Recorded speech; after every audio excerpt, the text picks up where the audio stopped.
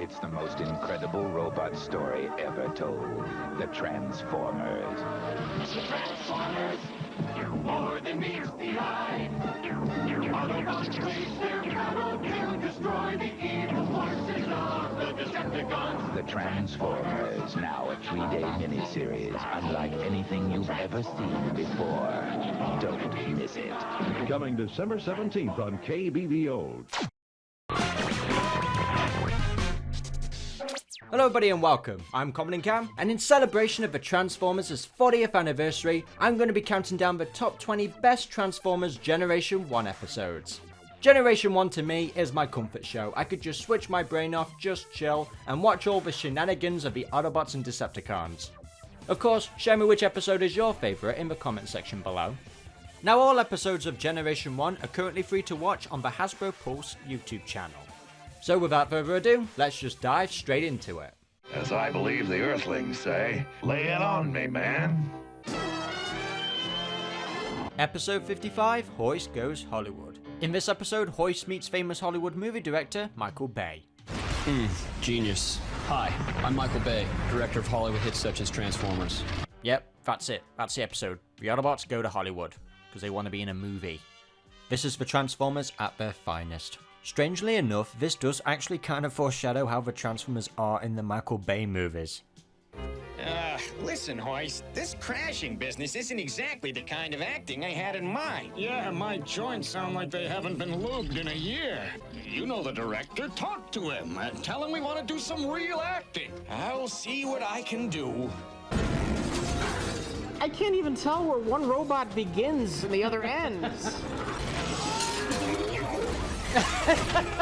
And just like in this episode, the Autobots are used as set pieces for a big blockbuster Hollywood movie, with very little or no character development. And that's what happens in this episode really. The director is using the Transformers as just set pieces for Harrison Ford and Carrie Fisher. Yes, we've got Indiana Jones and Star Wars references in this episode. You fool! You did this for me! You deserve a kiss! Yeah, he gets kissed. What do I get? Just gonna clear up, if you're new to my channel and this is like somehow the first video you've watched and you're up to this point, thank you by the way. I don't actually hate the movies. There's a certain charm to the movies that I've grown to really love. I mean, I grew up with them for God's sake. There's something rewatchable about them in some way. Like, despite all their faults, I think the first 3 Transformers live action movies are some of the finest blockbuster movies to ever grace cinema. Like, the sound engineering is bang on perfect. I definitely think we're steering in the right direction with films such as Bumblebee. Like, I'm very excited now for the future of the Transformers movies, and I think I love these movies just a little bit more now because that era of the action set pieces is kind of over. Not that that was ever the real problem was that there was little character development with any of the characters. The focus on the humans instead of the actual Transformers was really what downplayed a lot of the movies for me. Make no mistake though, these live action movies definitely brought a lot of life back into the franchise and engaged brand new fans. There was just a lot of character choices with Autobots and Decepticons that just didn't really kind of make sense to me. I mean heck, even Optimus Prime's voice actor Peter Cullen, who at this point knows the character better than anybody, had a few issues with some of his lines throughout the movies. And there was only one director that ever told me, he said, well, just say it anyway, I want to have it, I want to have it. I just don't feel comfortable. So, well, listen, just read the line. And it's just not Optimus, you know? It wasn't Optimus. I'll kill them all. Honestly, I think it's a crime that he's not had a cameo of himself playing a truck driver or something. Like, come on, just think about how cool that would be. In this episode, we have the return of Carly and Spike. Now, it's been a while since we've seen Spike, but he is now Ginger. Oh, that's a shame. It's just an animation error. They end up accidentally crashing a movie set and almost an accident occurs and Hoist saves the day, and that impresses Michael Bay, so he offers him a job. They call me Hoist. What a name! Good job, Moist! He calls him Moist throughout the whole episode. Oh, Hoist can't, but I will. But you're not a vehicle robot. Well, I'll fake it. I'll fake it. You've already done that, Spike. Didn't work, did it? The Autobots get wind of Hoist being in Hollywood and they want in on the action. And you know, this actually makes up for some good comedy. I like Tracks, Powerglide, Warpath, and even Sunstreaker's attempt on trying to be big movie stars. Hey, boys, we're gonna be movie stars! Yeah! Sadly, none of these guys made it past Michael Bay. With the Autobots feeling unsatisfied with their roles in the movie, Michael Bay decides to revamp the script. Wait, hang on a minute, who misspelled tracks? Anyway, the Autobots are assigned to their new roles in the movie, but are disappointed once again. I feel like a fool. Do you want to quit? No, but I still feel like a fool. Action! You know, it's kind of worth it just to see Indiana Jones cry. Oh no! There. Oh yeah, so also the Decepticons are in this episode. They're after Wheeljack's ultimate weapon, which turns out to be just junkyard crap. But anyway, Dirge... well, let's just talk about Dirge in this episode. Mayday, mayday. Can Dirge carry out a simple mission? I think the answer is obvious. You ever notice in the series how Dirge always seems to have a bad day? He always seems to get bullied a lot. I knew I'd never make it. We've also got Megatron being abusive to Starscream more than usual in this episode. You insolent pile of scrap iron! How was I to know? I did what you told me. I followed your orders. I warned you, Starscream. I've had enough of you and your ideas. Megatron, don't! I'm too valuable to this. Now get those out of... The Decepticons figure that if they don't delete the evidence of when they were filmed taking the weapon away, then the Autobots will make a counter weapon and it'll all be for nothing. So Rumble does what he does best, he blows up the place. Hey, take it easy. It isn't worth getting this upset, is it? Well, maybe you're right. And we can use the explosion in the film. Oh my god, he is Michael Bay. Anyway, the episode ends with Hoist killing Carly and Spike. You and the rest of the Decepticons get out, or I'll drop them and your precious film into this pit of flesh-eating lava.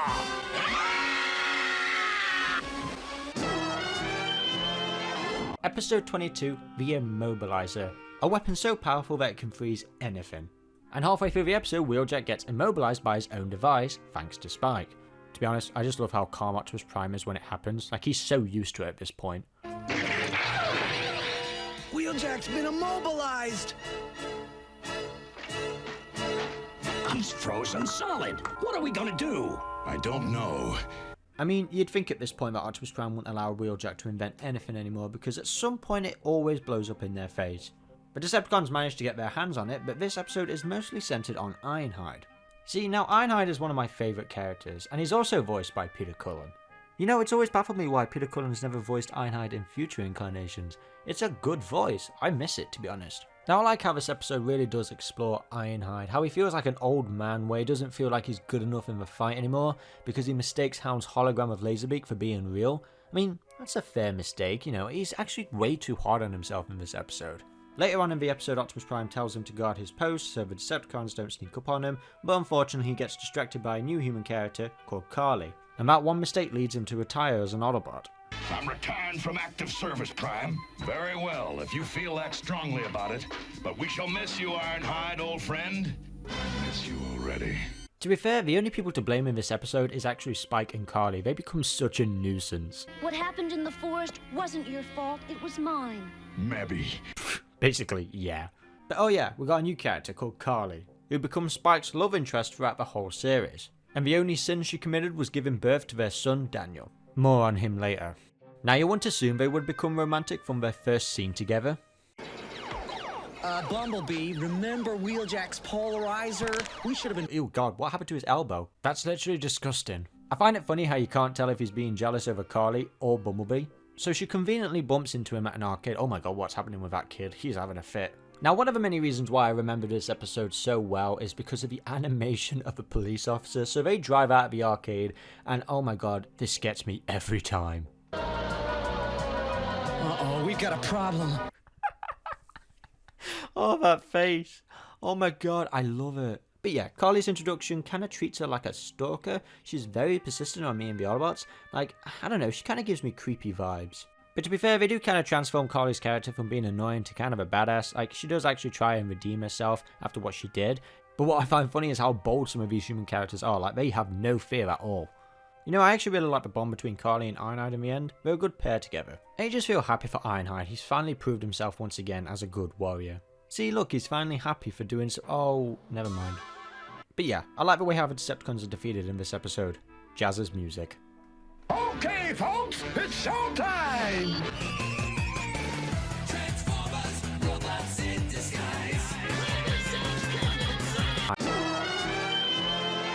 Episode 75, Starscream's Ghost. Yep, even in death, our boy is still scheming. We have a new character called Octane, and he is on the run from the Decepticons and seeks an asylum on Cybertron, but unfortunately, he encounters the ghost of Starscream. Like mentioned in 5 Faces of Darkness, the original script for this episode was supposed to have featured Blitzwing and not Octane. Now, I would be more upset about this, but Octane is actually a really fun character. Despite it being so obvious that it was meant to be Blitzwing, I think it still worked in the episode's favour. I mean, come on, this is Hasbro, they've got to promote new toys. Now this episode takes place technically after A Thief in the Night, but I'm going to let it slide because it's not that big of an error to switch the episodes around. They just revised the script just because of a Blitzwing change. And oh my god, I think I might have a heart attack. The Decepticon insignia is finally drawn correctly. Oh my god, this is a miracle, and it only took us about 5 hours. Now this is one of my favourite episodes out of Season 3 just because I think it's been written so well. I feel like the Decepticon centred episodes are always at their best. It's a very comedic episode with a lot of great dialogue. Besides, he might have information about the Autobots. Yes, we shall interrogate him. Even if it's not informative, it will be fun. We get some insane moments in this episode, such as Octane tuning in to Roboporn. A little more here. Yeah, that's better. What's that? Don't watch porn, kids, or you'll die. We also have a new Autobot called Sandstorm in this episode, who's also a triple changer. Octane asks Sandstorm to protect him, and you know these two have some really good banter. They missed me. That's because they weren't shooting at you. They're after me. Let's see.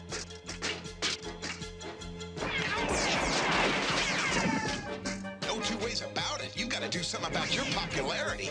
So because Galvatron has put a bounty on his head, we've got the Sluxoid, the maggot-looking creature, trying to kill him. And you know, he actually makes up for it in this episode on his constant failed attempts of trying to kill Octane. It actually makes for some good comedy.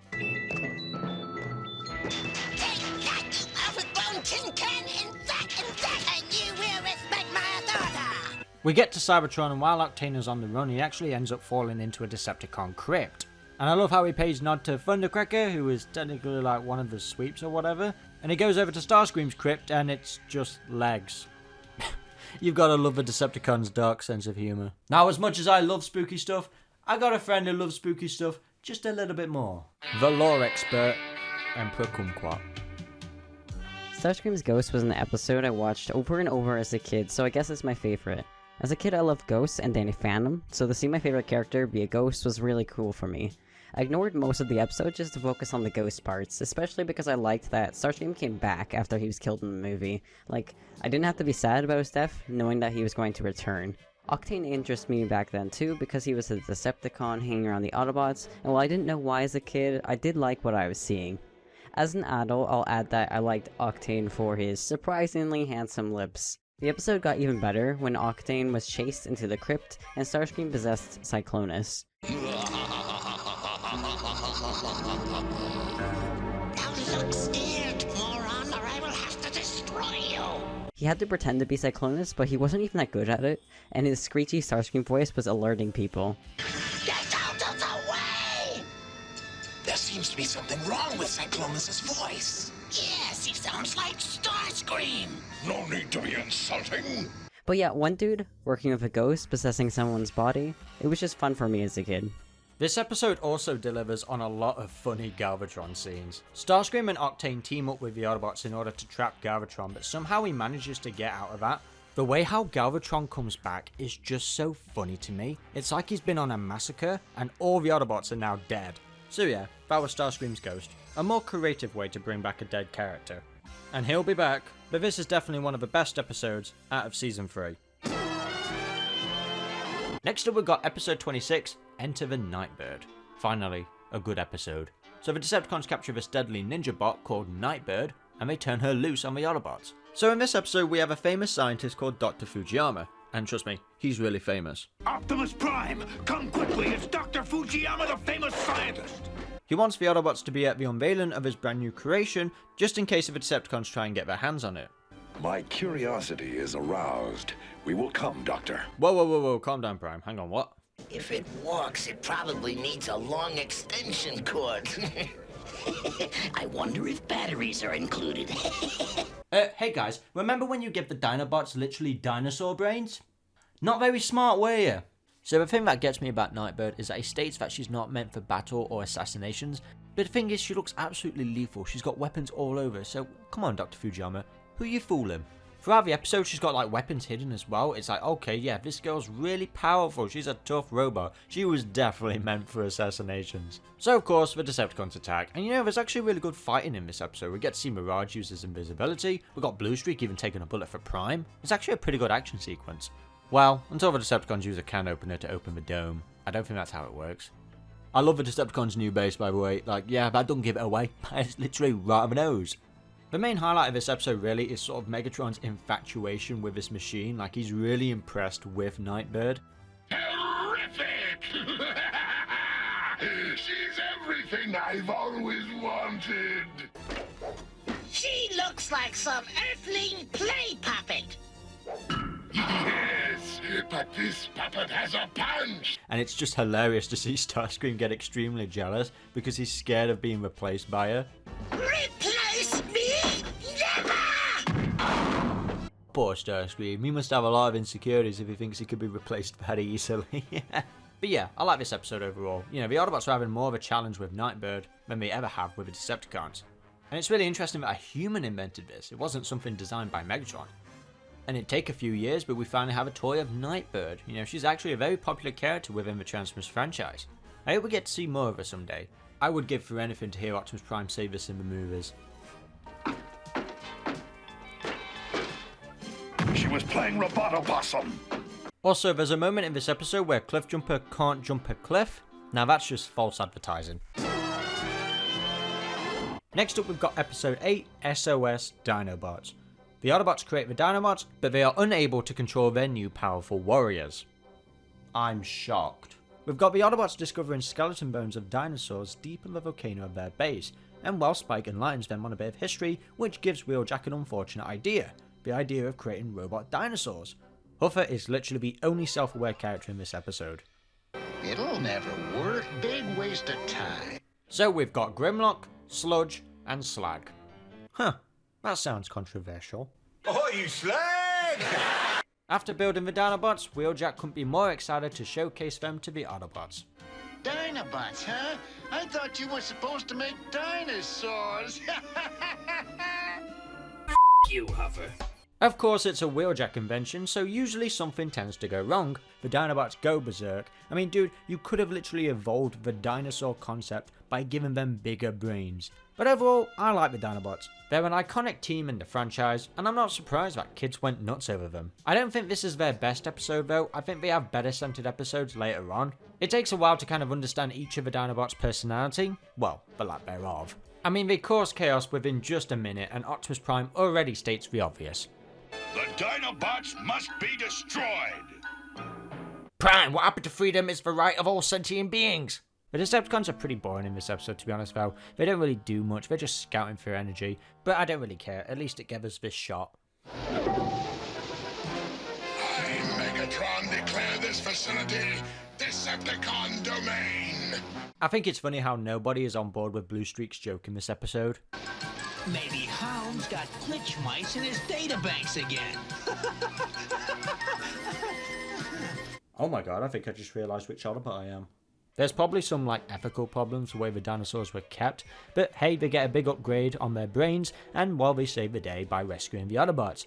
And you know, it's an alright episode, it's fine, it's a good introduction to the Dinobots, but to be honest, the only reason I'm going to put this a little bit higher is just because of this one iconic scene. Inhibitor shells, my equilibrium destabilized. Megatron has fallen! I, Starscream, am now your leader! Decepticons, follow me! What always gets me about this scene is that the Decepticons actually follow him. Oh my god, so good. Episode 43, Make Tracks. We Autobots head to New York, and I make a new friend, Raoul. Am I really going to be doing this whole review in the Tracks voice? No, I'm not. So the Autobots become vigilantes. They're taking a page out of Batman here. Unlike in City of Steel's New York, something about this feels a bit more realistic, more grimy, more kind of like what you'd actually expect. Even though it's still a cartoon, they do a good way of kind of balancing the actual reality of it.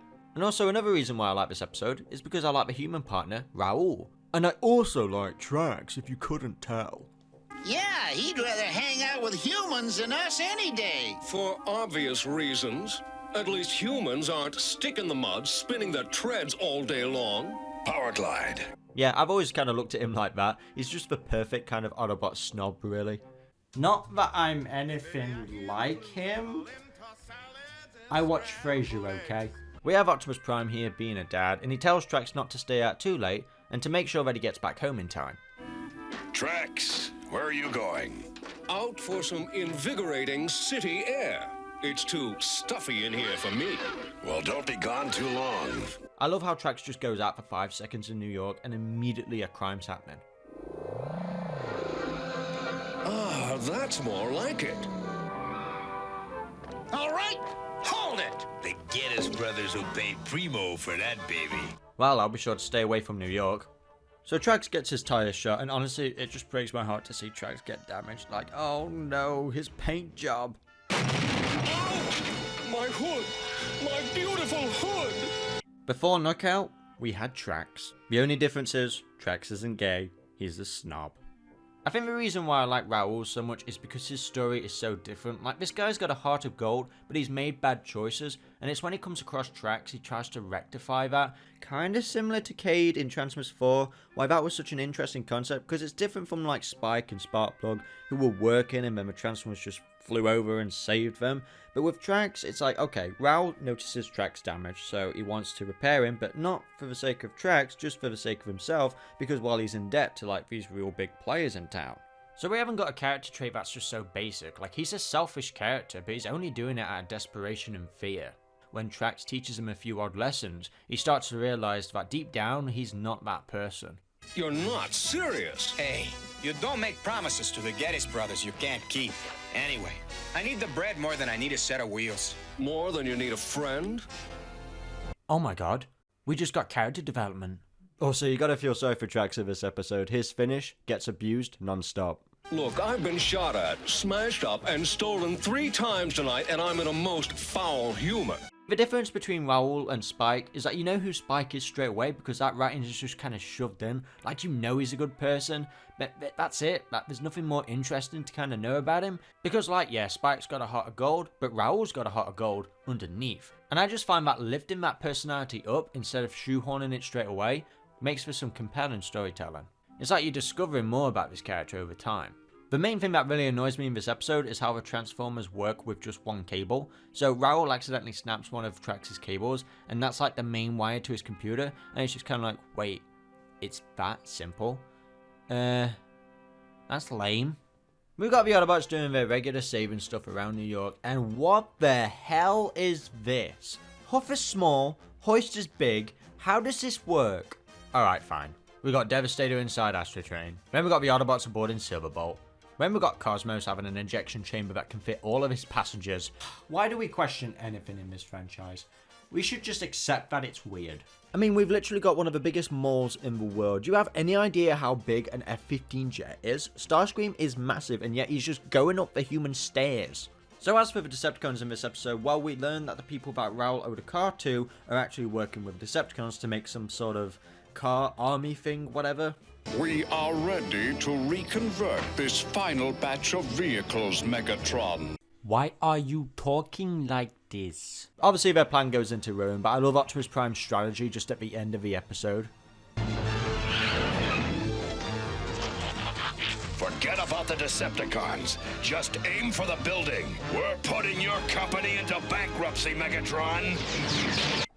Yeah, just forget about the Decepticons, just go straight for the building. Let's just cause so much carnage. Oh, and one more reason why I like Raoul so much is because he straight up just kills Megatron.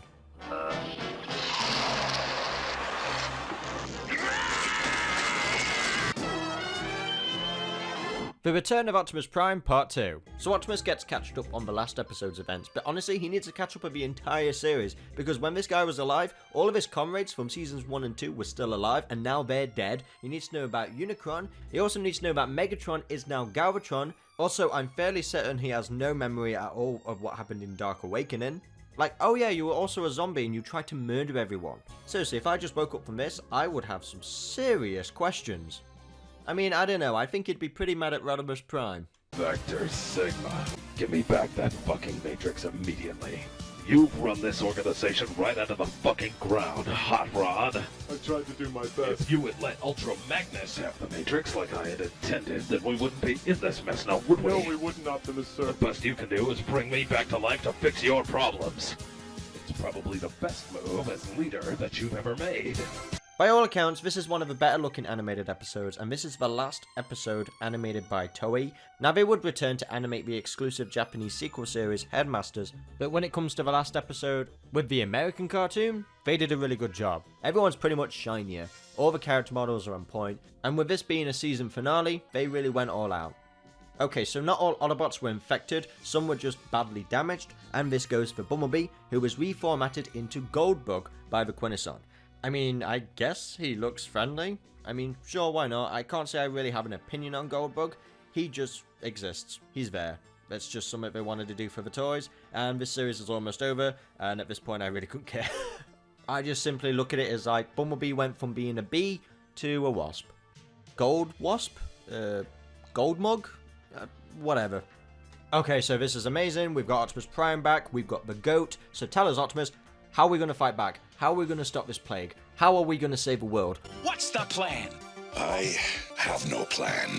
We just do what they want. How are we going to live with ourselves? From here, the fight will be your own. Wow. So Prime's useless.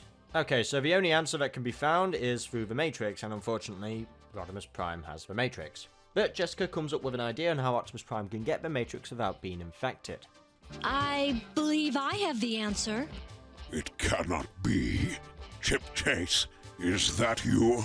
Now we transition to Galvatron, where he's being attacked by the Decepticons. So the Autobots need the metal that he stole in Part 1, so they can create a shield for Optimus Prime so he doesn't get infected with the hate plague. And somehow Optimus Prime manages to convince him to join him. And this is where the episode really shines for me. These two working together, we get some really good banter between the two. I've explained it to you. You told me it was important, but you didn't tell me why. That's because I know you too well, Galvatron. Now, I really like the Char segment. The Autobots have to go through some obstacles, and Galvatron is just enjoying their torture. We've got a giant-ass spider. Oh my! It looks like I was wrong. Autobots can't fly. I was ready to help, but I knew you didn't need me. Come along. Why, I oughta... I love you, Galvatron, you sadistic, purple, horny man. After killing off some worms, they finally get to the metal, but unfortunately, the other Autobots get infected, Jessica gets infected, and in turn, infects Galvatron. I find it kind of weird how they just leave Jessica on Char. I mean, she touches Skylink, so shouldn't he be infected? Or whatever. Anyway, Optimus Prime embraces his Ultra Magnus shell and takes on Rodimus. It's pretty much just a game of tug-of-war. There's nothing really memorable about the choreography, really. It's just like watching your siblings fight. You have no soul. That is why I have no feeling. In order to find a cure for the hate plague, Optimus must travel deep within the Matrix and talk to the ancient Autobot leaders. This place is essentially a senior care home. He first speaks with Alpha Trion, but he needs to go deeper and talks to a creature called It. Now seriously, that's his name on TF Wiki. I love how it's pretty much just Peter Cullen's voice, but they've just pitched it up to a high level. Like, you can tell this is Peter Cullen, it's like he's just talking to himself. Contain the spores and send them into the sun, but no one was able to... Okay, no, that's enough for you. Let's move on. So Optimus Prime finally figures out the cure and unleashes the Matrix.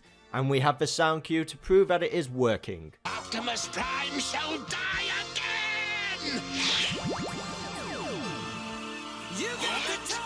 There's something just really magical about this, you know, it's a good payoff to the 1986 movie for people who were bitter about Prime's death, you know, having him unleash the touch, there's just something really cool about it, and I think a lot of G1 fans, you know, watching this as a kid, must have just had their hands in the air like, woohoo, finally, you know, we get that moment. After this though, the episode is in a rush to end, which is fine I guess, you know, we have a good scene anyway between Optimus Prime and Galvatron, and then we've got the human characters. I can't say what I'm feeling. I'm so terribly sorry. We had no right to do what we did with the spores. And for what we thought and believed of you, I deeply apologize. Yeah, whatever. You're both going to jail. I really like this ending for the season, and if this was like the definitive end of the entire series, I would have been happy. We got the Autobots and Decepticons getting along, granted it'd probably be only for a day, but still nonetheless. I feel like they could have added a lot more to this ending, they could have let the song The Touch at least play out just a little bit longer, because after this we get an advert for Ultra Magnus. Like, really guys? You could have really added more to this episode. But we get an advert for Ultra Magnus, who is barely in this episode. Vehicle mode. Ultra Magnus is an armored transport truck, a machine with magnificent fighting skills. Yeah, it was pretty useless in this two-parter. Now, despite me really enjoying this two-parter, the resurrection of Optimus Prime was too little too late. Of course, he returned just because the kid's reaction to his death was so bad. And I can't blame him, I cried when I was a kid watching this as well. Because Optimus Prime is an important character not just in the world of Transformers, but he's a pop culture icon around the world. Kids look up to him.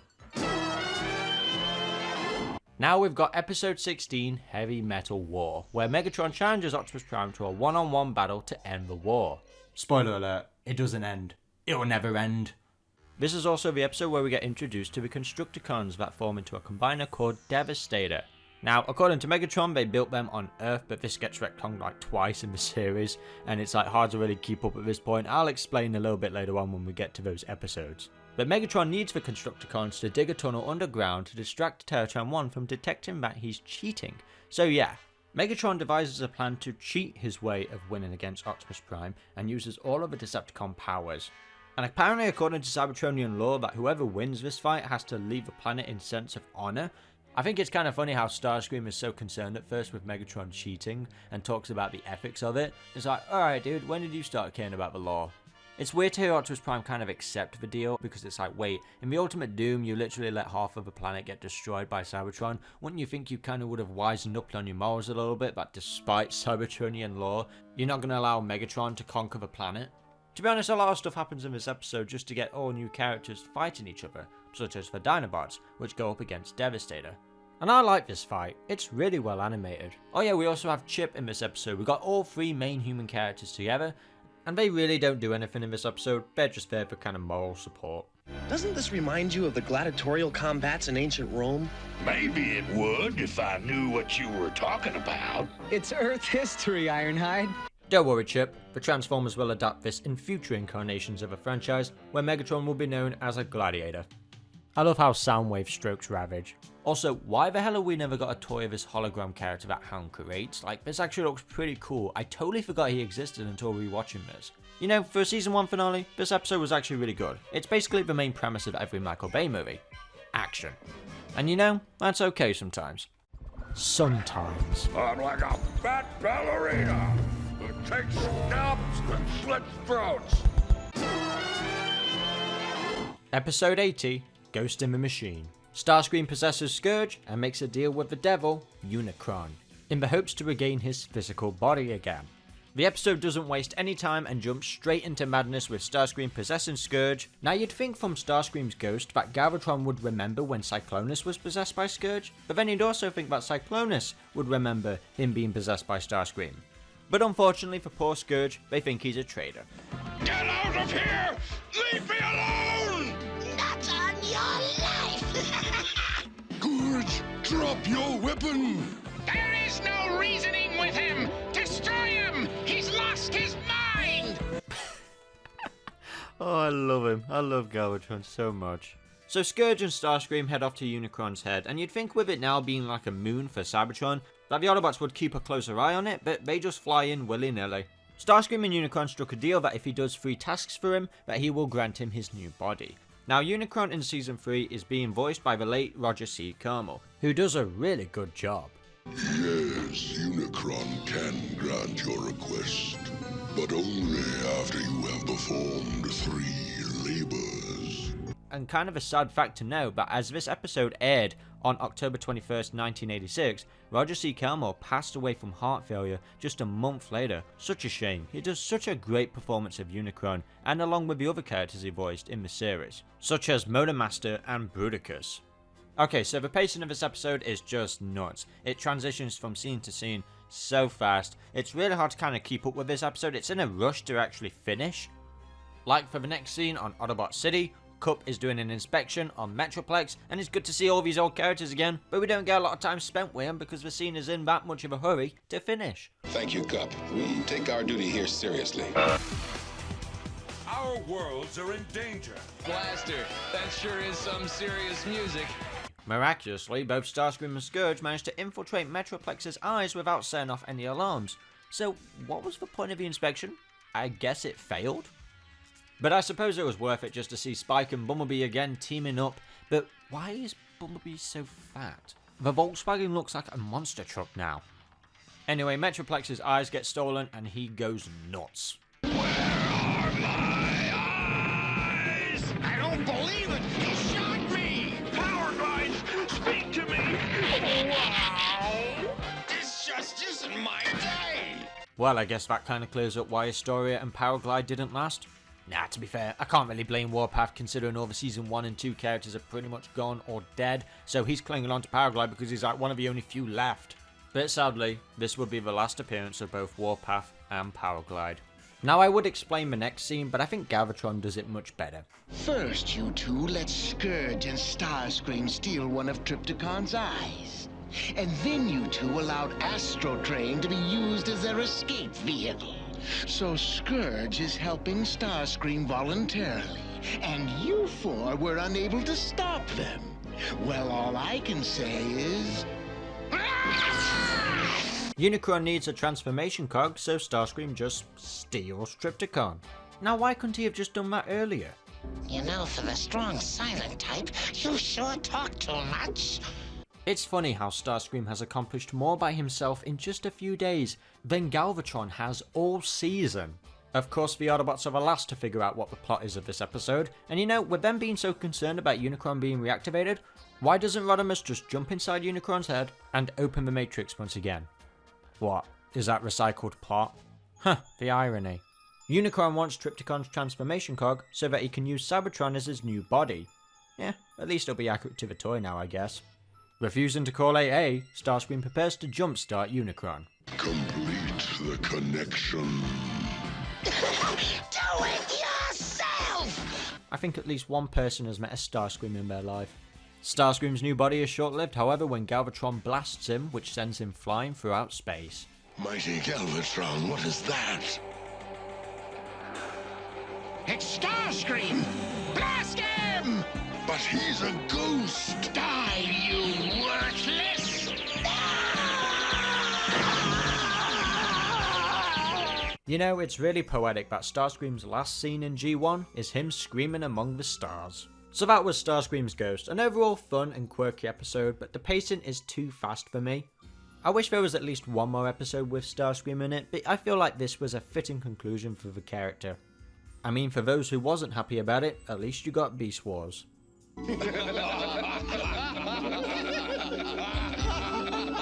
What's so funny, you moron? Next up we got episode 27, A Prime Problem. This is where Megatron creates a clone of Optimus Prime to lure the Autobots to their doom. I really like this episode, and I cannot for the life of me explain why. It is a Windcharger episode and an Optimus Prime episode. And like I mentioned earlier, Windcharger is one of my favourite characters. I don't know what it is about him, it's just this particular episode, I guess it's because he's like one of the most obscure characters. They brought a Season 1 character into the spotlight, and I don't know, something about that is just kind of magical about G1, that they are able to take these obscure characters and create a whole plot around them. To be fair, I think that's a bit of a problem with modern Transformers. They're always trying to focus on Bumblebee and Optimus Prime and the mainline characters, like bring back a random character like Trailbreaker and make an episode about him. You know why we love this brand so much? It's because we like all the characters, not just a select few. So in this episode we've got Colonium Raw Crystals, which apparently are the most lethal form of energy ever, and they happen to be on Earth. But like the Plague and Insecticons episode, they realise that they can be okay as long as they've got tyres. Yes, tyres. This is why I love this episode, it's just so obscure. What is it with Megatron with temporary bases at the minute? We had it with the last episode with the Decepticon insignia, and now we've got a ship. So, you remember in the Ultimate Doom where Megatron had a clone of Optimus Prime? Well, it baffles me how he has to scan Optimus Prime once again in this episode, because somehow Laserbeak manages to shoot Prime down. I love how when every time Megatron reveals a clone of Optimus Prime, the Decepticons just assume it's the real Optimus Prime. Like, do you not know what the plan is? Excellent! The fallen gladiator is very photogenic. Wait, aren't you the gladiator? I'm pretty sure Optimus Prime was just a nerd before he met you. And I just love how daft Megatron's controller helmet looks. Like, it was actually included in the Masterpiece toy. So as the real Optimus Prime wakes up from his hangover, the clone Optimus Prime has infiltrated the Autobot base. And it gets off to a fine start. Bumblebee, I'm speaking to you. You talking to me? Of course. But I'm not Bumblebee, I'm Ironhide, Prime. But you all look alike. Ironhide gets offended that much that the clone Optimus Prime forgot his name, but when the real Optimus Prime shows up at their doorstep, he hesitates on firing at him. With the Autobots unsure on which Prime is a real Prime, they set up a few tests that is supposed to prove which Prime is a real one. The first one they come up with is firing at a rock. Sure. The next test they do is racing. Transform! Gee, even their transforms are the same. Yeah, no shit. Also, something a bit obscure, I've always loved how Trailbreaker was drawn in this shot. Like, wow, that's actually a really cool design. We've also got some great comedy between Megatron and Starscream. To convince the Autobots that their Prime is a real Prime, they'll have it destroy one of their own. And of course, who's going to volunteer? Which is why I've decided on you. Starscream? Starscream, do you want to play Call of Duty? You know, actually, I've just realised, Laserbeak is probably one of the strongest Decepticons on the team. Like, no matter who it is, he's able to shoot everyone down. I feel like this G1 episode is the best animated episode. Like, all the characters are on model, and the animation is so fluent. Oh wait, never mind. The ending of this episode was a big step for the franchise where they actually ended up killing the real Optimus Prime.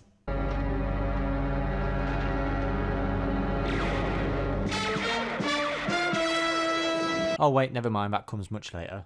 Oh yeah, we've got two new Autobots as well in this episode. We have Powerglide, who saves Spike from falling, and then we have Warpath with no lines at all. He's dropped Spike! From one ship? How, Peter? How did you get that name wrong? Episode 34, Microbots. Perceptor, Brawn, and Bumblebee must shrink themselves to go inside Megatron to retrieve an artifact. The heart of Cybertron.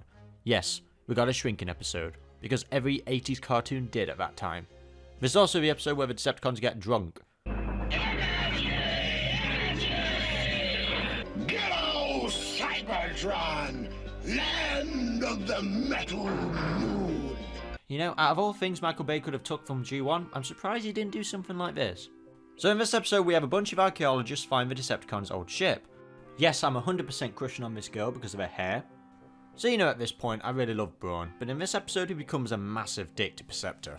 It takes more than muscle to fight. Yeah, it takes courage. Or maybe that word's not in your fancy vocabulary. Leave him alone, Brawn, or you're gonna tangle with me. Oh, I'm shaking in my proton boots. You know, I think it might be because Perceptor is really a Decepticon. I can't go. I've got too much to do here. Ha! That's a good one. It's not just Perceptor who gets bullied in this episode. On the Decepticon side, we also have Starscream receiving this treatment.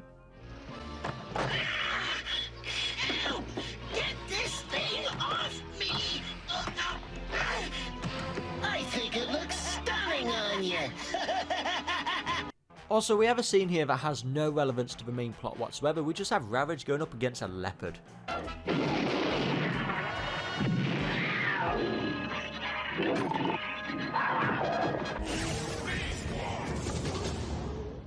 The Decepticons just hate nature in this episode. Nice scenery! Yeah, let's waste it. I hate nice things. Anyway, Megatron gets his hands on the heart of Cybertron, which is basically used to just fuel up their ships. But when you put it in yourself, you get enormous power, and Megatron just demolishes all of the Autobots. And the only plan that Perceptor seems to come up with to stop Megatron is to shrink to the size of an ant, go inside him, and violate his insides. I can only imagine what the scene would have turned out if Megatron actually saw the Autobots go inside him.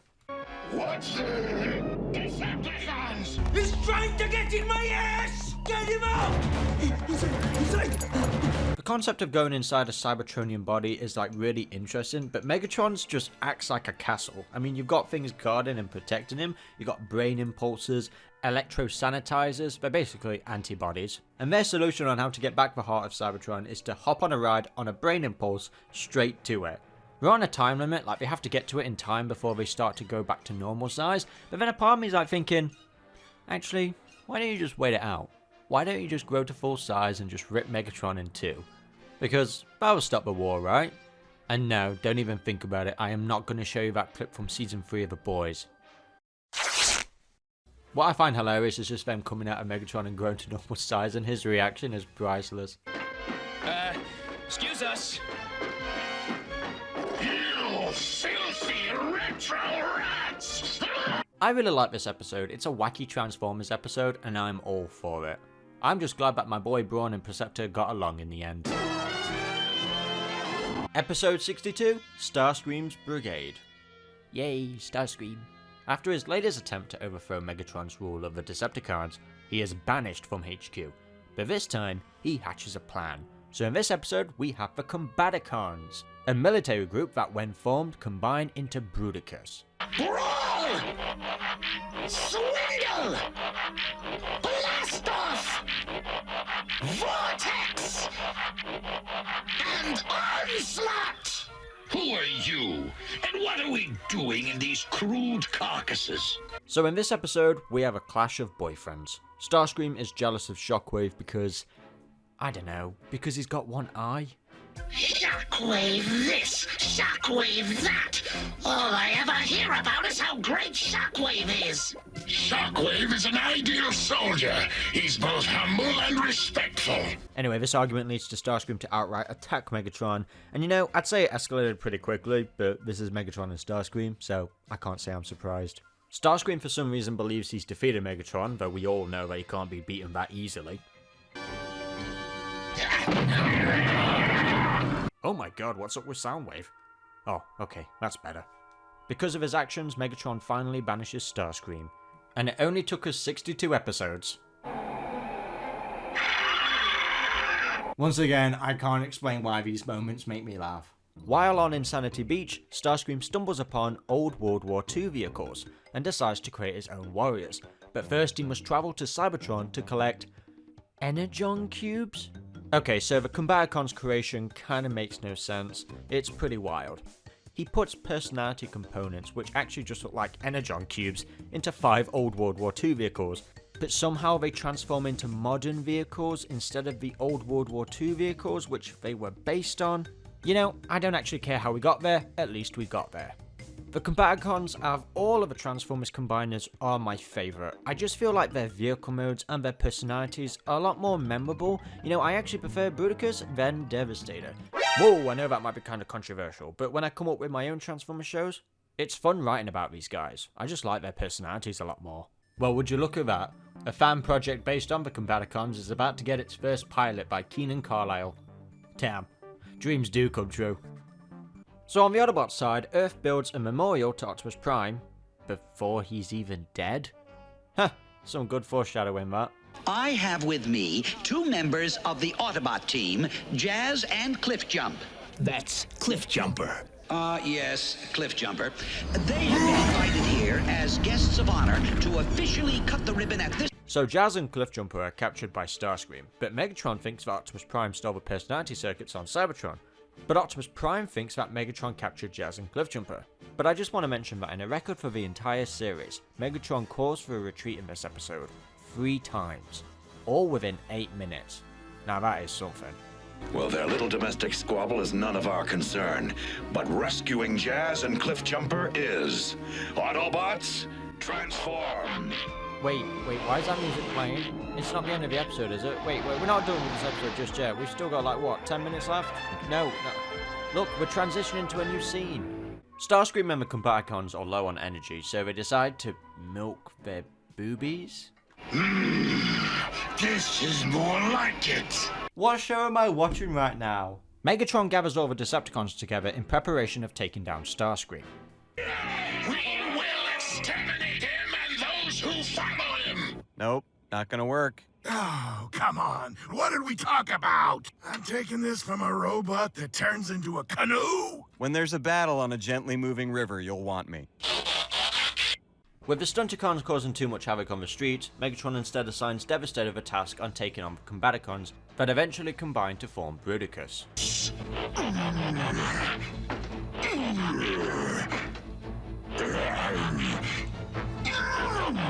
Why are they all moaning? You know, this is actually a fun scene. It's kind of good to see Starscream get the upper hand, and Megatron having to declare him as the new leader of the Decepticons. But the Stunticons show up, much to their dismay. Honestly, Dead End is such a mood here. Megatron's in trouble. Who cares? It looks like Starscream's defeated him. So you think Starscream's gonna stop here? Good point. He never knows when to quit. And literally, Menasor just body slams Starscream. I guess that's one way to end the episode quick. Bruticus? No, Starscream, not Bruticus. It's Megatron, your leader. Megatron, don't, please! Ah, so I see we're back to normal. Oh, never mind, he actually banishes him. But wait, why didn't he just destroy him? It's just, come on, it's that easy. I guess somewhere deep in Megatron's processor, he does have a soft spot for Starscream that goes really kind of unexplained. You'll regret that you did not destroy me, Megatron! I shall have my revenge! Spoiler alert, he doesn't. Episode 50, Triple Takeover. Astro Train and Blitzwing dispose of Megatron and Starscream, and then proceed to cause havoc. Now this episode will be in the highest of rankings just based on its absurdity and Starscream's Oscar performance. You let me into this trap! I was tricked! The triple changers! They told me it was a power station! You are either lying or you're stupid! I'm stupid! I'm stupid! Now this is what I call good comedy. This episode is actually one of my favourites, and I don't know why. This is the one episode of G1 I have rewatched a dozen times. Now there's just so much to say about this episode. I mean, this is Skids' second and last appearance. We have the Decepticons carving their own faces in Mount Rushmore. Oh, and Spike returns, but only when the Autobots are trying to stop the city from getting flooded. Here, grab me!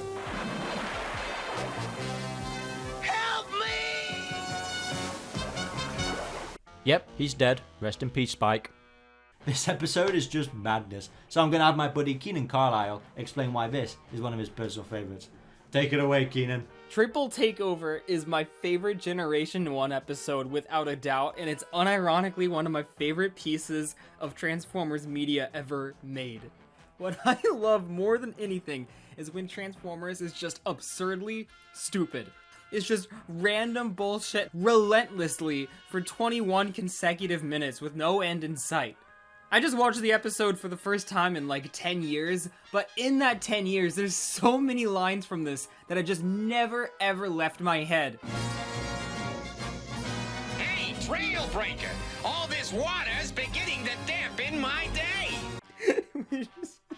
Blitzwing says to Devastator, "We built your maze! Tell you what, guys, why don't you go build a bridge and jump off it?" But just the little things like Astro Train runs up to a random train station, he just gets some random trains, takes computers out of the human 80s technology train station, shoves them in the trains, and he just decides that they're his army, and that's his total plan. And then the Coneheads just show up to bully him for no reason. Come on, guys! Astro Train couldn't lead rats to a garbage can. And then on the other end of town, Blitz kidnaps a human football coach. This is your new office. Now, give me some military advice. You don't understand, Mac. I only know football plays. You stay here at your desk. Blitzwing will return. The guy says random football things like, oh, zone defense, and then Blitzwing has the Constructicons build a giant maze across the sea. And it's so big that all the Constructicons get lost in it. And there's just so many little things. At the very end, Astro Train randomly shows up to the football stadium. He's like, I got a score to settle with you, Blitzwing. And they just fight for no reason because we don't even know why they're mad at each other. We don't know why Astro Train's mad at Blitzwing. Get this straight. I am Decepticon leader. I just laugh hysterically. Nothing makes sense. It's so dumb. And if you don't have this episode near the top of your list, I'm gonna be really mad at you and never talk to you again. I'm naming my son Triple Takeover when I have kids, because that's how important this episode is to me.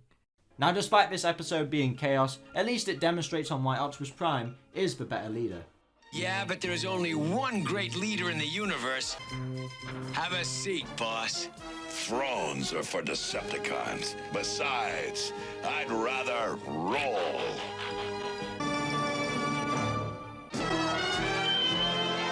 You! Where are the Autobots? This is literally one of my favorite Galvatron moments ever. Episode 81, Web World. Cyclonus attempts to cure Galvatron's madness and takes him to a medical planet, Torculon, planet of the psychiatric apes. Get this box, and then I'll show what this is. I can't really explain on why this is one of my favourite Season 3 episodes. Now for this episode, I'm going to summon one of the first internet personalities that I watched on YouTube. I'm happy to introduce Vangelis. Hey there, G1ers, this is internet cameo personality Vangelis, and if there's one thing I love to talk about, it's the Transformers Season 3, you know, the best season, the sci-fi one, the experimental showcase of young writers not yet knowing the pop-cultural juggernaut whose veins pumped hearty with their paychecked scripture. And while there are several post-movie episodes I love, Web World immediately jumped to mind as a highlight of the series. One of my favorite aspects of Season 3 is that it is, all proper nouns, the season of consequences. And for the Decepticons, theirs is the loss of Megatron, the lingering heralds of Unicron, and the fact that their god-born new leader is now a screaming shell of what he briefly had become. After an opening that teases the red herring of a classic Autobot-Decepticon conflict, it is quickly revealed that our protagonist is actually Cyclonus, doting over his unhinged commander and attempting to bellow a fist-shaking threat as the Autobots depart. Even the sweeps can't keep up the act, as the Decepticons are collectively realizing that their weakest link and greatest adversary on the battlefield is their own leader. Out of my way, fool! Mighty Galvatron, please! We must use strategy and... Strategy is for cowards! A villain faction episode is not a common thing in classic toy commercial fare, and I adore how much Web World shows us not only the growingly unstable state of the Decepticons and their leader, but also who Cyclonus is as a character at this point. Talking up the greatness of Galvatron while not even able to make Swindle flinch at gunpoint when the Combaticon literally states they'd be better off with their leader slain on the battlefield, Cyclonus is clearly intelligent enough to know something's up when a Quintesson contacts him to offer some dubious help in the form of information about the psychiatric planet of Torculon, and yet, something must be done. On the other hand, something must be done. It's hard to pinpoint favorite parts of this episode, as I love it minute to minute. Galvatron's ridiculous acts of aggression, the straight-up disturbing nature of Torculon and its patience, the knowing bureaucracy of its overly calm wardens. Just say whatever comes to mind. Kill, smash, destroy. Yes, go on. Rend, mangle, distort! This episode, for 20-some minutes, makes you root for Cyclonus and fear for Galvatron. It shows you a greater evil than a purple toy with a pointy faction symbol, that being the cold and cruel horror of trying to help a loved one and watching them suffer under the knife of a system devoid of empathy. Yes, tell me about the Autobots. I hate the Autobots. I hate Cyclonus. And I'm not very fond of you either. Crush you! Destroy you!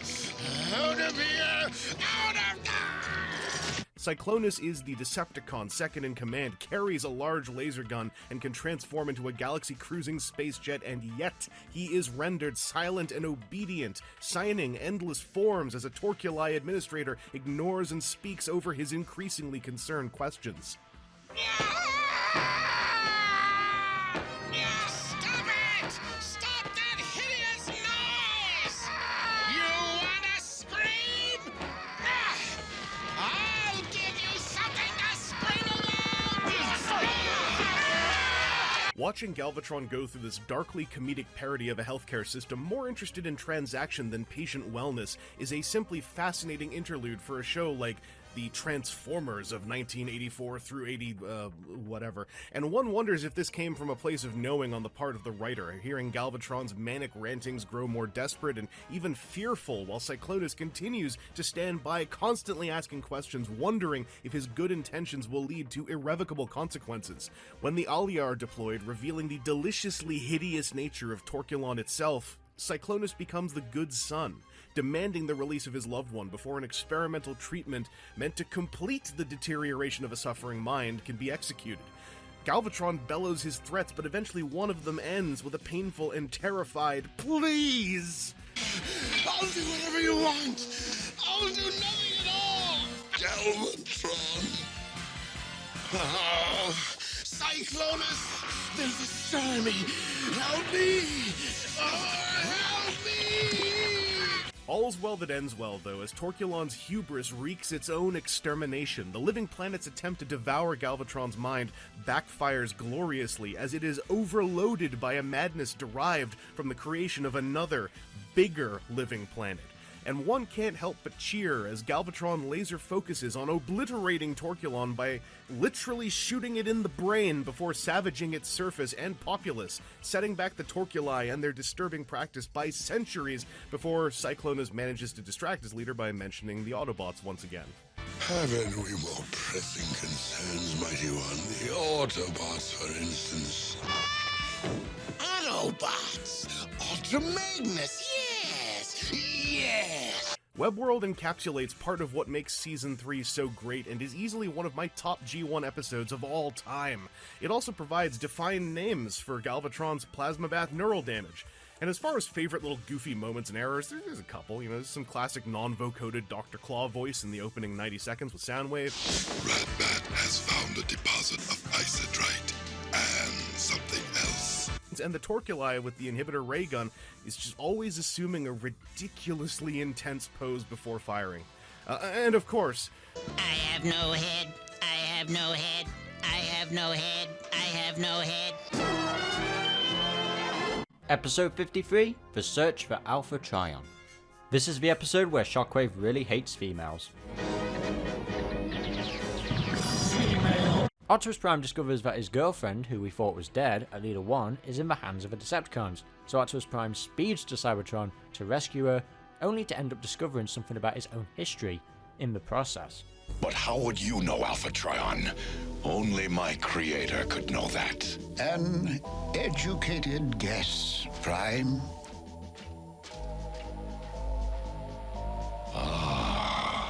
Please, Alita. Reactivate. Whoa, steady on Prime. This is a kids show, remember? Now I love this episode, but I know someone else who also loves this episode. One of the absolute best Transformers reviewers on YouTube, my good friend Ultra Primal. So, take it away, Ultra. Welcome back to my G1 Retro Reviews. Today, we're taking a look at the original Transformers series episode, The Search for Alpha Trion. Hey, wait a minute. Didn't I already review this episode? And this isn't even my channel. Oh, right. I'm doing a mini review for Comodin Cam. Well, this episode was one of my favorites in G1. Starting off, this is the first episode in the franchise to feature true female Transformers. Before this, we would have Nightbird, but she wasn't actually a Cybertronian, at least not in this series. This is the first time we have any girl Transformers in the show. And I think they're awesome! They all get quick little moments to show off their cool moves. And each of them have boyfriends of sorts. How quaint! The girls have come to rescue their boyfriends! That is, except for Greenlight and Lancer, who don't get any lines and are barely seen compared to the other girls. However, in future fiction, Greenlight and Lancer would be retconned to be in a lesbian relationship together, meaning that this might be some of the first LGBTQ+ representation in a children's cartoon. If, not wholly intended to be at the time. As well as containing our first official girl Transformers, this episode also has some connections to others in the series. A rarity in this show, especially for episodes that weren't explicitly part of a multi-parter. This episode flashes back to the events on Cybertron at the very beginning of the series, giving us a little bit more lore from that time, with Alita and the other ladies being there for the Ark's departure. I want to go with you! It's too dangerous! Go back! I wonder, how would things have been different had they boarded the ship with the boys? This episode also references the future episode, War Dawn, another one of the best episodes in this show, where we learn that Optimus Prime and Alita 1 were originally the young couple, Orion Pax and Ariel. That is, before having their first run-in with Megatron and the Decepticons, and later being rebuilt by Alpha Trion. Some of the connections are a bit wonky, probably because these episodes were written by different writers and such, but it's still really cool that they're there. Not something you usually see in a serialized 80s cartoon. My only real complaint about this episode is that the girls don't show up again in future ones. But the search for Alpha Trion is definitely one of my favorite episodes in G1. Episode 73, Dark Awakening. Optimus Prime is revived as a zombie by the Quintessons. Sure, because why not? Let's traumatize the kids just a little bit more. Now this episode is very dark, and I love it, but I can still understand why it was controversial at the time. Because you gotta bear in mind that this episode began production around the same time of the film's theatrical release, so Hasbro was still unaware about how the death of Optimus Prime would impact audiences. Now, despite this being episode 8, they did actually re-air this episode to promote the broadcast of the return of Optimus Prime. I mean, to what? To cover up their initial intent of killing Optimus Prime again? This alternate version is actually on YouTube on the Hasbro Pulse channel, where you can watch these episodes for free. I mean, this episode is just chock full of memorable quotes and scenes. Monsters. They made me a weapon to destroy the very ones I loved in life.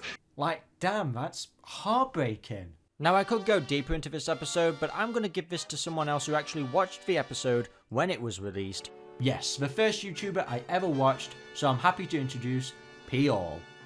Alright, hi, this is P-All. I am doing Dark Awakening as the episode I chose for this, just because it was one of the ones that is kind of important to some of the Autobot mythos and Rodimus becoming a leader. Right off the bat, you got Galvatron being crazy, talking to the Quintessons, and again, this is how Galvatron is different than Megatron, because he's done with the Quintessons and he just shoots the computer. Oh, yes, you are loyal allies, so long as it suits your purposes! That's a Starscream move. Megatron would have just turned the computer off and been like, these fools, They find each other in the middle of space, and they all just happen to be right next to the Autobot Mausoleum, which is where all the Autobots go, and dead Autobots go, and that seems in and of itself like a bad idea. Let's just put all of our dead bodies in this thing and just fling it into space where we don't really know where it is. They act like they just kind of, oh god, I never thought I'd see that again, and yet they were flying right towards it. So they're flying out. The ship blows up. They pull the whole. They don't actually separate the front section, but they launch an escape pod. Daniel and Spike are on it, and Spike's all like, well, what do we do if we run out of air? And Rodimus is, What do Daniel and I do when the air runs out? Well, basically, you'll have two choices, suffocate or smother. Very much a Hot Rod joke. Like, I can hear Hot Rod being like, well, you'll suffocate or smother. And I just think that's a neat little personality of Hot Rod coming through in Rodimus there, even though it's a little bit of a dark joke, although the whole episode is a little bit of a dark joke. So they get into the mausoleum. I still think that veil was something that animators did, that writers added, and I'm like, well, that's the mystical veil, because it just seems weird, especially since only, Optimus is behind it. They said it's a tribute to all the people who died, but then, all the corpses are down some random hallway that Daniel finds, and only manages to find, Ironhide and Prowl. They say this is the mausoleum to all Autobots who died in the Great War. And I feel like over 4 million years, it would probably have a lot more unknowns, or at least more corpses in it.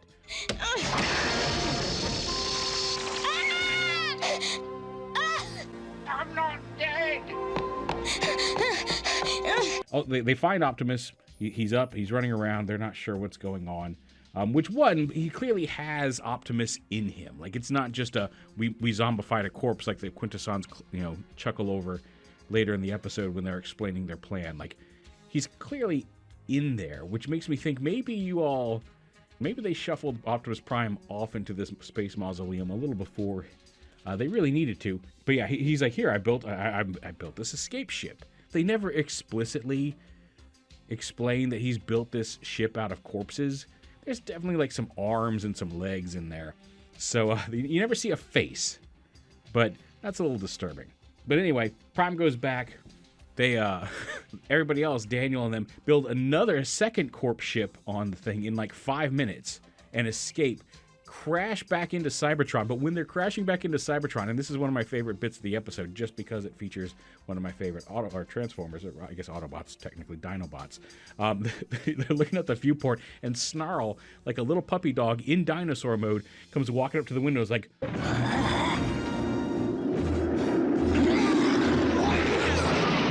And then everybody gets off, and Sludge is like, wait, we're not going to listen to you. You're dead, because Prime had told them everybody had died. But then comes to like a surprisingly nihilistic realization for a Dinobot. Maybe we did. What are you yammering about? During the battle, so the Quintessons have lured the Autobots into this trap for using Optimus Prime's corpse. And I feel like there were a lot of different ways Autobots in space, they could have lured the Autobots into this trap, but regardless, ensuing battle, they start blow. Like I said, several aerial bots blow up. Power Glide appears to blow up in this episode, and I don't know if we see him again for the rest of the series or not, but no mention or acknowledgement of Power Glide just exploding in space. Autobots get on the ship. Rodimus tells, or Hot Rod, I guess at this point, tells everybody else to find a way to turn the ship around. I'm going to go hunt Optimus, and they get into a big fight, and Rodimus finally steps up, gets into the command center, and is like, I'm taking command. What took you so long? In the immediacy makes sense, because Optimus Prime has clearly been locked in this corpse and is trying to fight it, is glad for that somebody has finally come to stop him from doing these horrible things to the people he cares about. But also it's kind of a statement that, like, hey, you finally stepping up and accepted that you can be the leader. Because that's kind of Rodimus's whole thing. It's like, I don't know if I can live up to Optimus for pretty much the entirety of his command. Everybody saves the day. Optimus, just suicide missions into this controller thing as you watch him just slowly blow apart as the ship gets bombarded with fire. I'm invincible! The Autobots go back home, and then the episode ends with a... But is this really the end of Optimus Prime? Find out in tomorrow's exciting episode, The Return of Optimus Prime. Well, you kind of just blew the lead there, buddy. Anyway. Pure, if I watched this as a child, I'd probably be traumatized for life. So I just want to say I'm glad you've made it to adulthood. More Than Meets the Eye Part 1. In search of energy, the Autobots leave Cybertron and are pursued by the Decepticons. Basically, every Transformers plot ever. I think the start of this series really does a good job on disguising itself as a half-hour toy commercial. It's going to get way more obvious when we get to later seasons. The episode starts out with narration that's kind of like a main staple of Season 1. Many millions of years ago, on the planet Cybertron, life existed. But not life as we know it today. I want him to narrate my whole life, okay? And the introduction to Cybertron is beautiful. It adds such intrigue and mystery, and it introduces us to two iconic Autobots, Wheeljack and Bumblebee.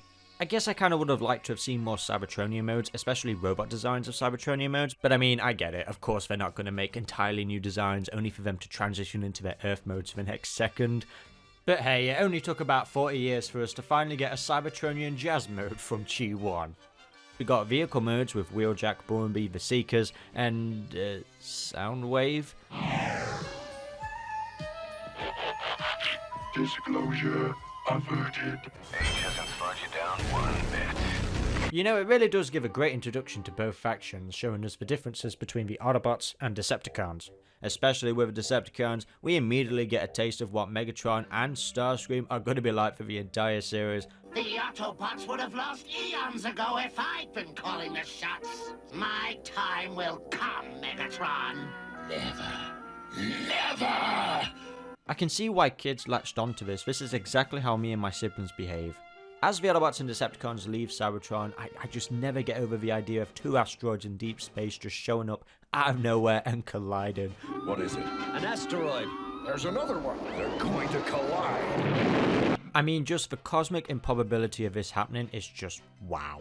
And that's another thing, I'm not going to list every animation era. This is Generation 1, it's the 80s. I mean, it's a relic of its time, and it's also got a lot of charm to it, and I can never get mad at it. I mean, I just love it. Some of them are just hilarious. And it's not just animation errors, there are just random moments in G1, things that just happen for no other reason whatsoever, and it's just amazing. It's kind of funny to me that Skywarp is kind of responsible for kicking off a war again. Like, it's been 4 million years since they crash landed on Earth, and Skywarp could have just walked out of there, led a happy life, but no. He just had to repair Megatron and kick this war off again. I mean, do you ever just think about how Megatron could have easily have destroyed the repair system of Teletran 1? Just in case if the Autobots get repaired, but now it's fine. I'm sure he's confident that nothing's going to trigger it. Okay, never mind. The main plot of Megatron's plan is that he wants to gather enough energy and build the ultimate weapon. And it's kind of like the main thing he talks about in Season 1, and honestly, still to this day, I have no idea actually what he means. I mean, even in the show, Starscream asks basic plot hole questions, and well, this feels like the writer's response. Use your imagination. Let's talk about the voice acting for a minute. It is just stellar on all fronts. For an 80s cartoon, they've got some real great talent. You can feel every character is unique and different. I mean, you've got the greats, you've got Frank Welker, Peter Cullen, Casey Kasem, who played Shaggy on Scooby-Doo. And then we've got Ken Sansom as Hound, who is a kind of main highlight of this episode. And also Cliff Jumper as well, because in the episode they spy on the Decepticons to figure out what their plan is. And honestly, they've got great chemistry together. You can tell these guys are comrades. But then at the end it kind of goes a bit sour, where Laserbeak and a missile chase after them and knock Hound down. And we get an introduction to one of my favourite characters ever, Hauler, who does one thing in the entire series, and you never see him again, and becomes an absolute icon in the Transformers fandom. You know, you'd think for intelligent robots that they wouldn't need to have 3 robots turn into a camera. I mean, damn, I think Reflector got the worst when it came to the modern era of Transformers. You know, I think it's kind of funny that the first human interaction are just 2 random lorry drivers, and they just get attacked by Ravage. The end of the episode makes up for the weak encounter the Autobots and Decepticons had on the Ark by now going at it on a tanker. And it's really cool, with just a few lines of dialogue delivered perfectly by Frank Welker and Peter Cullen, you can really tell that these 2 characters have a history with each other. Don't interfere, Prime! Give it up, Megatron! The universe is mine! So yeah, they've been at it like this for about 38 years. Well, not as of late. I guess you could say this is what maturing looks like. Curse that annoyingly catchy tune. Episode 59, War Dawn. Trapped in Cybertron's past, the Aerobots learn the truth about Megatron and the rise of Optimus Prime. Finally, this is one of my favourite episodes. It's got rich characters, a rich story, so much lore. Oh hey Cam, what's up? Let me guess, you want to talk about this episode? That's actually my favorite episode. I was gonna pick that one. Yep, how did I figure, yep. Cam, are you jealous that I'm gonna be talking about this one and not you? Anyways, War Dawn. All right, spill it before I go crazy. Hello, my name is Road Russell, and my favorite episode is War Dawn. It's not just because it has the origin of Optimus Prime, but also because it's a really clever delivery of an important message. The writer David Wise was tasked with making an Aerobots episode, and was inspired by the effect action films such as Rambo had on young minds. So he decided that the Aerobots should be infatuated with the Decepticons similarly. You talk about those Decepticons as if you admire them, Slingshot. They're well-built, resourceful, and they're superior to humans in just about every way. They're also evil, guys. And to make them realize how horrible the Decepticons are, they'd send them back in time to the first shot of the war, which would be the origin of Optimus Prime. I was wrong, my friends. I admired Megatron merely because he was powerful. I failed to see how he used that power. It's okay. We've all made the same mistake. Learning that it's not just about having power, but what you do with it. Do you protect or destroy? The aerial bots come to understand the reason why the Decepticons must be stopped. That Megatron, I'll pay him back for this if it's the last thing I do. And he's the guy you wanted to be pals with. And are responsible for how a simple dock worker becomes a hero to us all. Seeing Golden Age Cybertron is a treat. It's an unseen and interesting time where their society was a little different with guardian robots and stuff like that. But the lack of a head will limit its maneuverability. A warrior doesn't need a head, just a good, strong body. I still think this is a great and clean Optimus origin. Megatron raiding energy houses to steal Energon, killing anyone who opposes him inside. This shot right here, he kills Orion Pax and it doesn't even faze him, but Orion returns as Optimus Prime, the living consequence of Megatron's callous cruelty. You've caused enough destruction for one day, Megatron. I haven't even started. You! Who are you? Your worst nightmare. The animation in general is inconsistent, but I really like this one shot of Optimus that's really wide. Reminds me of his Cyberverse and Earthspark selves. I like myself a Chonkamus Prime. But yeah, it just ties things together very neatly, narratively, and provides some great character development and backstory. There's a lot more I can get into, like how Ariel becomes Elita 1, some more Alpha Trion, how I think Dion is actually Ultra Magnus. The execution is far from perfect, but it's got a strong core, which is why G1 gets the love it gets. It could be done better, but the value is in the ideas that can hopefully be expanded by future writers taking them to their full potential. And War Dawn is a great example of that. My favorite episode of G1. Thanks, Cam, for having me. Episode 7, Fire in the Sky. While siphoning the Earth of its energy, the Decepticons uncover a long-lost colleague of Starscream, Skyfire. Or Jetfire. Honestly, it's too long to explain, let's just move on. One of the reasons why I really like this episode so much is just the beginning where the Autobots are having a snowboard fight, just showing the fun side. There's just something so chill about it. And I mean, Jazz, every time I watch this, he's just adorable. That's the biggest snowman I ever saw. Not snowman, Spike. Snowbot. There's a flurry in a hurry. It's scenes like this where the Autobots' interaction with the humans just feels so genuine. And the voice acting helps with this. I mean, we've got Scatman Crothers voicing Jazz, who does such a great job of making this character feel warm and cool. And it's no surprise that the cast members loved him during their recording sessions. While they were waiting their turn in the lobby to do their voice lines, he would bring his guitar every session and perform for his fellow cast members to keep them entertained during the lengthy waiting times. I just love how he was basically his character. He was cool in the show and he was cool in real life. The fun abruptly ends though because Bumblebee ends up killing Spike with a snowball. I'll splat on you! Out of all the Autobots, Optimus Prime of course is the one not having fun, and he grows concerned because while the main plot of this episode is somehow the Earth's core is being drained, and of course, it's the Decepticons.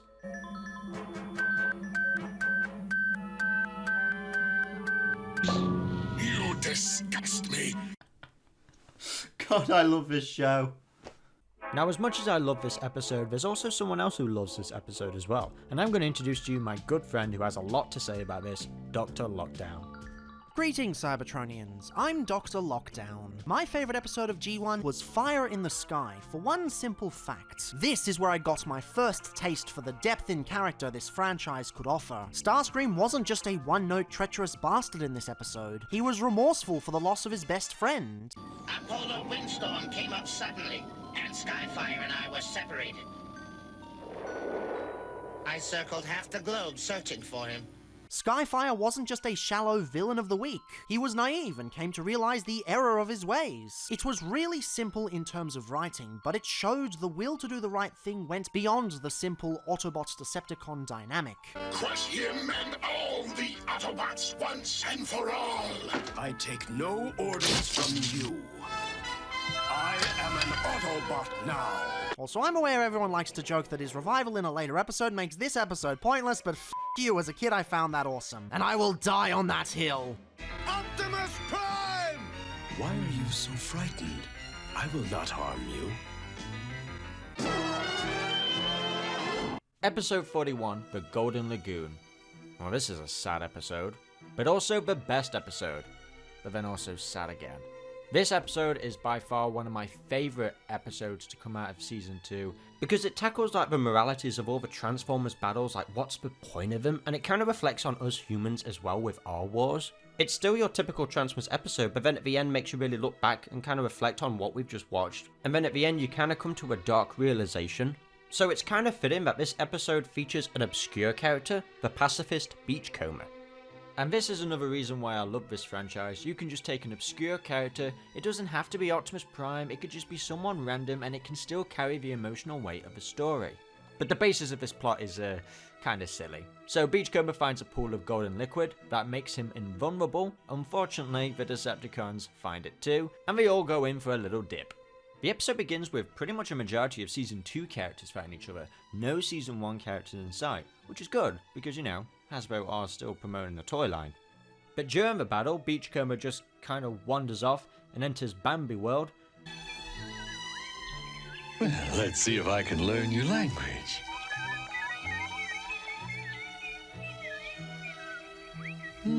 How do I say, it's a beautiful day?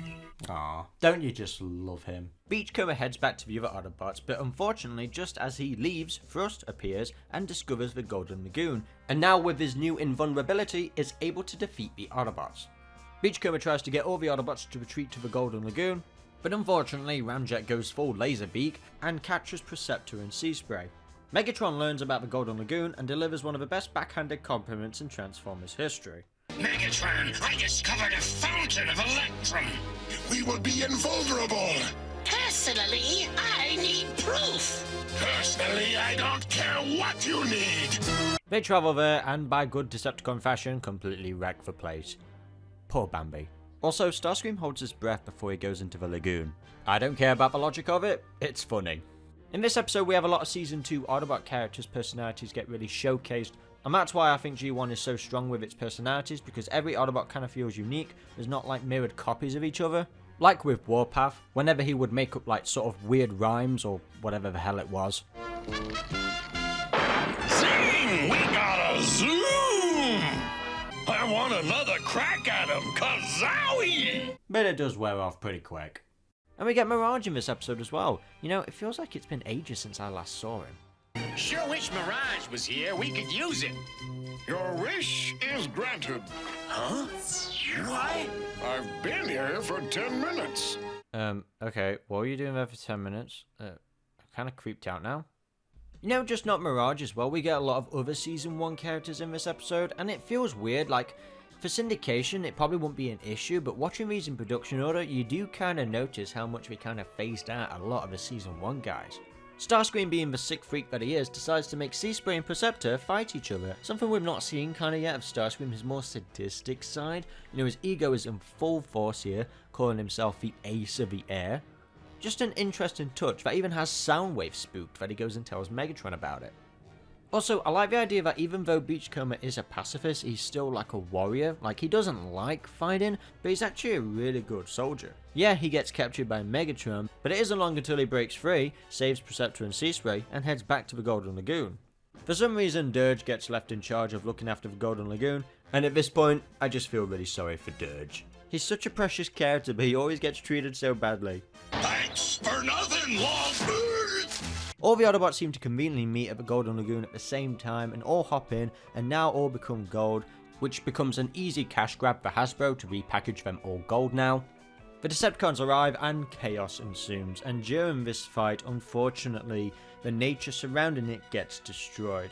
I think one of the reasons why this episode stood out to me so much is that, well, you just gotta look at what the creators said about the G1 cartoon. They want to emphasize action over plot, and this episode does that. There's so much action, but all they need to do is just add one plot thread.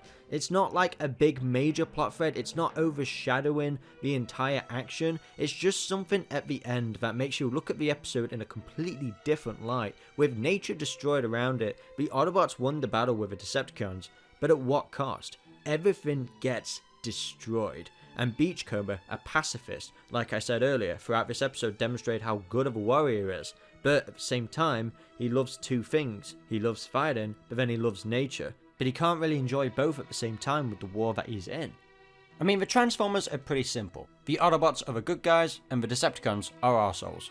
And the way how this episode ends with such like the cheering victory music, and then you've just got one line from Beachcomber that is completely the opposite to the sound of the music.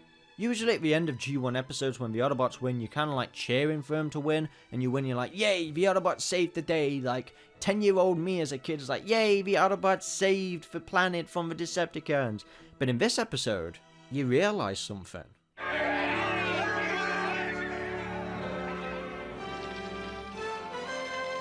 We won.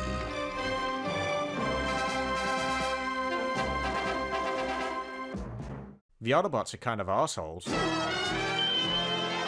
And there we have it, guys. That's my top 20 best Transformers Generation 1 episodes. Of course, this is just my opinion. There's so many various opinions when it comes to what is the best Generation 1 episode.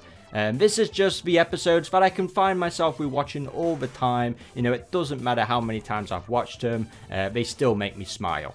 All of these episodes were from my big colossal video where I rank every Transformers Generation 1 episode from worst to best. A link to that will be in the description below. And if you like this video, let me know and I'll consider doing more compilations like this. For example, I'll probably do the top 20 worst episodes of Generation 1, or even the top funniest episodes. For more videos just like this, be sure to like, comment and subscribe, and click on that notification bell to get all updates instantly. Anyway guys, I've been Comodin Cam, thank you for watching, and until the next video, goodbye.